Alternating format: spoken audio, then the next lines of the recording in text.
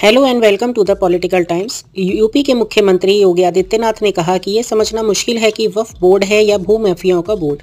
हमारी सरकार ने वक्फ बोर्ड अधिनियम के संशोधन किया है कि एक एक इंच जमीन की जांच करवा रही है। जिन लोगों ने वक्फ के नाम पर जमीन कब्जाई है उनसे वापस जमीन ली जाएगी। आगे बढ़ने से पहले आपसे उम्मीद है कि आप वीडियो को लाइक करेंगे और चैनल को सब्सक्राइब करेंगे। मुख्यमंत्री योगी आदित्यनाथ ने कहा कि भारत की सनातन धर्म की जो मान्यता है यह दुनिया की सबसे प्राचीन संस्कृति है। इसकी तुलना किसी मत, मजहब और संप्रदाय से नहीं हो सकती। हजारों वर्षों की विरासत मेरे पास है। इससे सांस्कृतिक और आध्यात्मिक आयोजन भी उतना ही प्राचीन है। आकाश से भी ऊंचा है सनातन की परंपरा। इसकी तुलना नहीं की जा सकती। वक्फ बोर्ड के नाम पर जमीन कब्जे के मुद्दे पर मुख्यमंत्री ने सख्त रुख अपनाते हुए कहा कि यह समझना मुश्किल है कि वक्फ बोर्ड है या भूमाफियाओं का बोर्ड। हमारी सरकार ने वक्फ अधिनियम में संशोधन किया है और एक एक इंच जमीन की जांच करवा रही है। जिन लोगों ने वक्फ के नाम पर जमीन कब्जाई है उनसे जमीन वापस ली जाएगी और गरीबों के लिए आवास, शिक्षण संस्थान और अस्पताल बनाए जाएंगे। उन्होंने कहा कि कुंभ की जमीन पर दावा करने वाले अपनी खाल बचा लें बस। कुंभ महामेला, कुंभ की परंपरा वक्फ से कहीं पुरानी है। सनातन धर्म की ऊंचाई आकाश से भी ऊंची और गहराई समुद्र से भी गहरी है। इसकी तुलना किसी मत या मजहब से नहीं की जा सकती। महाकुंभ की महत्वता क्या है? मुख्यमंत्री योगी आदित्यनाथ एक निजी समाचार चैनल के महाकुंभ महासम्मेलन कार्यक्रम में बोल रहे थे। योगी ने कहा कि देवासु संग्राम के बाद अमृत की बूंदें 4 पवित्र स्थलों प्रयागराज, हरिद्वार, उज्जैन और नासिक में गिरी। इन स्थानों पर कुंभ के आयोजन भारत के ज्ञान, चिंतन और सामाजिक दिशा तय करने का अवसर है।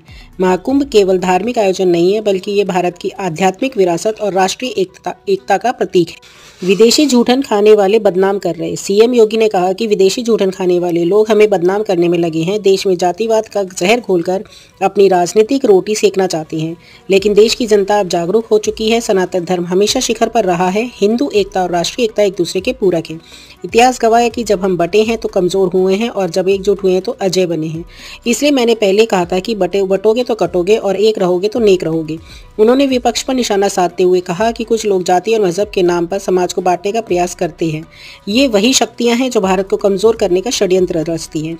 लेकिन जनता अब जागरूक हो चुकी है। आज यूपी का नागरिक पलायन नहीं कर रहा, माफिया और अपराधी कर रहे हैं। सपा पर किया तीखा प्रहार। सीएम योगी ने समाजवादी पार्टी और उनके नेताओं पर भी तीखा प्रहार किया। उन्होंने कहा कि डॉक्टर राम मनोहर लोहिया ने कहा था कि अगर भारत को समझना है तो राम, कृष्ण और शिव की परंपरा को पढ़ो। जो नेता लोहिया के नाम पर राजनीति करते हैं उन्होंने इनकी बातों को नहीं समझा। उन्होंने अयोध्या के विकास का जिक्र करते हुए कहा कि हमने अयोध्या का विकास और विरासत का केंद्र बनाया। जो लोग अयोध्या के विकास का विरोध कर रहे थे उन्हें वहां जाने का नैतिक अधिकार नहीं है। संबल और धार्मिक स्थलों को तोड़कर कब्जा करने का प्रयास हुआ। संबल में धार्मिक स्थलों पर विवाद का जिक्र करते हुए मुख्यमंत्री ने कहा कि संबल में श्री हरि विष्णु का 10वां अवतार कल्कि का उल्लेख पुराणों में मिलता है।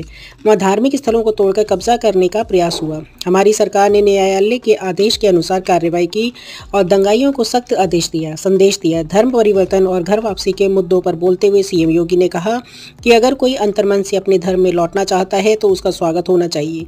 यह धर्म और परंपरा के प्रति जागरूकता का संकेत है। आपके इसके बारे में क्या विचार है? कमेंट में जरूर बताइए। लाइक, सब्सक्राइब और शेयर करना ना भूलें। Bye, take care.